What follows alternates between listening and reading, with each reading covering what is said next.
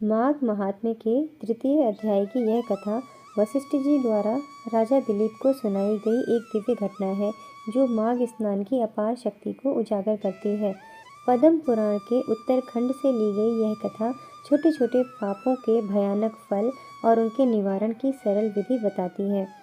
मणिकूट पर्वत का वैभवपूर्ण वर्णन वशिष्ठ जी राजा दिलीप से कहते हैं कि मणिकूट नामक पर्वत अत्यंत विशाल और सुंदर है जो 36 योजन ऊंचा है। इसका ऊपरी भाग 10 योजन चौड़ा और निचला भाग 16 योजन चौड़ा है, मानो स्वयं प्रकृति ने इसे राजसी आसन की तरह गढ़ा हो। जैसे इस पर्वत पर हरी, चंदन, आम, मदार, देवदारू और अर्जुन जैसे सुगंधित वृक्षों की घनी छत्र छाया है जो चारों ओर मधुर सुगंध बिखेरते रहते हैं। दुर्भिक्ष के काल में भृगु ऋषि इसी पर्वत पर फल फूलों से लदे आश्रम की स्थापना कर तपस्या में लीन हो गए थे। वहाँ की शांति ऐसी थी कि देवता भी आकर्षित हो जाते। विद्याधर दंपति का एक दुखद आगमन एक बार भृगु ऋषि के आश्रम में एक विद्याधर अपनी अत्यंत रूपवती पत्नी के साथ रोते हुए पहुंचा। विद्याधर का मुंह भयंकर व्याघ्र के समान कुरूप हो चुका था जिससे वह लज्जित और दुखी था, लेकिन उसकी पत्नी, वह तो स्वर्गलोक की अप्सरा सी लगती थी। सुंदर नेत्र, कोमल अंग, मधुर स्वर वाली गायिका, नृत्य कला में निपुण, वीणा वादन की पारंगत। उसने तो नारद मुनि, कुबेर देव और भगवान शिव को भी अपनी कला कौशल से प्रसन्न किया था। दंपति ने भृगु जी से प्रार्थना की, हे ऋषिवर, बताइए इस कुरूपता का कारण क्या है? हमारा यह दुख कब मिटेगा?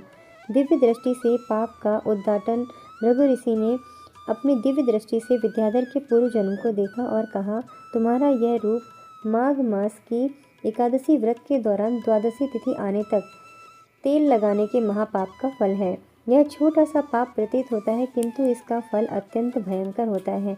यही पाप राजा पुरुरुवा को भी कुरूप बना चुका था। ऋषि ने समझाया कि मास व्रत में एक दिन का उल्लंघन भी समस्त प्रयासों को नष्ट कर देता है, जैसे एक बूंद जहर पूरे अमृत को विषैला बना देती है। राजा पुरुरुवा की हृदय स्पर्शी कथा भृगु जी ने तब पुरुरुवा की पूरी कथा सुनाई। राजा पुरुरुवा भी इसी प्रकार कुरूप हो गए थे। लज्जा से व्याकुल होकर वे हिमालय के देव सरोवर पर पहुँचे। वहाँ 3 मास तक निराहार रहकर भगवान विष्णु का चिंतन किया। माघ शुक्ल एकादशी को स्वयं भगवान विष्णु प्रकट हुए और अपने शंख के पवित्र जल से उनका स्नान कराया। तत्क्षण पुरुरुवा का कुरूप शरीर देवताओं जैसा सुंदर हो गया। रूप, यौवन, तेज सब कुछ लौट आया। अप्सरा उर्वशी भी उनके रूप पर मोहित हो गई। पुरुरुवा कृतार्थ हो अपनी पुरी लौटे और सदा माघ स्नान करने लगे। यह कथा सुनकर विद्याधर आशान्वित हुआ। माघ स्नान की अत्यंत परंतु शक्तिशाली विधि भृगु ऋषि ने विद्याधर को विस्तार से माघ स्नान की विधि बताई। हेमकूट नदी में प्रतिदिन 3 बार स्नान करें, भूमि पर शयन करें, इंद्रियों पर पूर्ण नियंत्रण रखें, निराहार रहें या फिर फलाहार करें, विष्णु जी की पूजा करें और प्रत्येक द्वादशी को शिव जी की विशेष पूजा करें। यह व्रत पौष शुक्ल एकादशी से आरंभ करके पूरे माघ मास तक चलना चाहिए। नियम का पालन इतना कठोर होना चाहिए कि एक क्षण की भी चूक न हो। इस उपाय से सभी पाप नष्ट हो जाते हैं। तो चमत्कारिक परिणाम यह निकला कि विद्याधर ने विधि का पूर्ण पालन किया। मास भर उन्होंने हेमकूट नदी में स्नान करते ही उनका व्याघ्र जैसा मुख देवताओं जैसा सुंदर हो गया और वे अपनी पत्नी संग मणिग्रीव पर्वत पर सुखपूर्वक रहने लगे।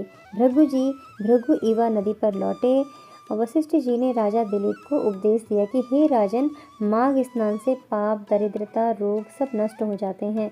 लोक और परलोक का सुख प्राप्त होता है। अतः प्रतिवर्ष माघ स्नान अवश्य करना चाहिए। इस प्रकार यह अध्याय समाप्त होता है माघ की महिमा का गान करता हुआ। तो दोस्तों, अगर वीडियो अच्छी लगी हो तो चैनल को सब्सक्राइब करें, वीडियो को शेयर करें, लाइक करें और अपना साथ इसी तरह चैनल के साथ बनाए रखें।